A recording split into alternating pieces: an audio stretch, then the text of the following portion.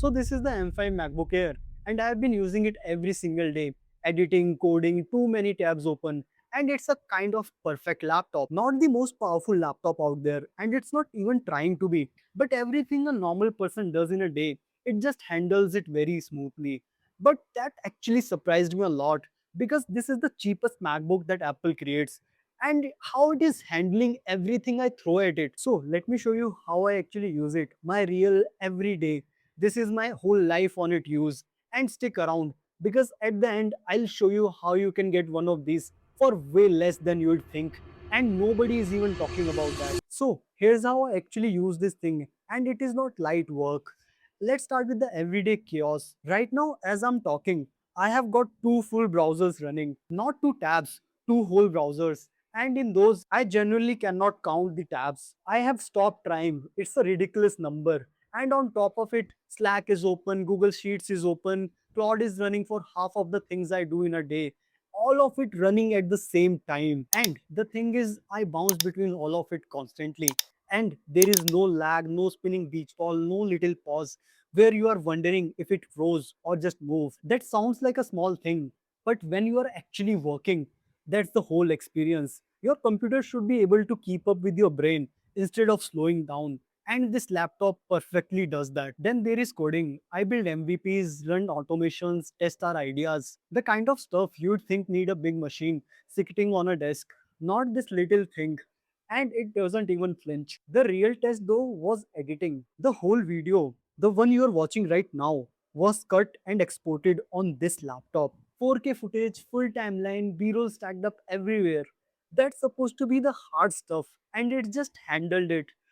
No lag, no spinning fan because there isn't even have one. I keep coming back to that because it genuinely surprised me. In my head, for editing, you need a big, expensive, and a powerful machine. That's the rule everyone repeats, right? And then here I am, editing on it, thin, light, and silent. Because it's not just fine, it's smooth. So that's the picture. A stupid number of tabs, coding on side, full edits, all day, every day, and it take all of it without complaining. And you don't expect something from this thin and this light, but that's exactly what it does. And I'll tell you why I am so sure it'll keep up. This isn't even my only MacBook. I have also got an M2 and I have had it over 2 years now, and that thing is still fast, still handles my whole day like it's nothing. I pick up, it just works, no slowdown, no struggle. 2 years in, and not once I thought, oh, it's too slow, I should replace or need to upgrade. And that's the part nobody is telling you about, because these things last forever. You can go up to second-hand market and buy yourself a M1 Air, and I'm sure it will give you a good performance in 2026. Now I have been hyping this thing a lot, so let me clip it around and be straight with you, because it's not perfect and pretending it is. That's how people like you and me end up buying wrong things. So here is what it's not good at. First, gaming. If you want to sit down and play proper, demanding games natively on this thing, it's just not built for that. That's not what this laptop is. But I found the workaround. I just use cloud gaming. Xbox Cloud runs totally fine on it. You just need a good internet. And honestly, that covers everything I actually want to play. So for me, not a deal breaker. But if native gaming is your whole thing, think about that and go for a gaming laptop. Second, and I'm really fed up about this, the screen is still 60 hertz. So no 120, which means scrolling isn't as silky as some phones and newer laptops. You would only really notice it if you put it side by side with a 120 hertz screen. But honestly, I have got a monitor on my desk that I'm working most of the time anyway. And day by day, I completely forgot about it.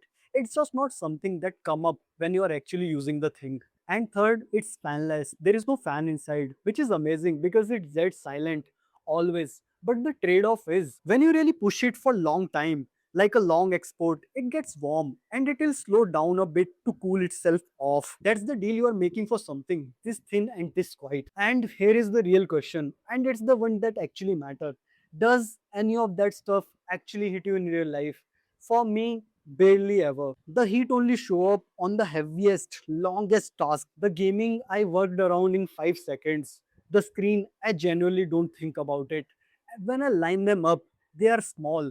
They are kind of issues that you notice once and never again. So Who is this for? If you browse, you write, you watch stuff, you are on calls, you edit or code a little on the side. This does all of it easy. You're not gonna outgrow it in a year. Probably not for few. The only people need more are the ones pushing a laptop hard all day, like editing heavy stuff for hours, big exports back to back, the kind of work where waiting extra 5 minutes actually costs you.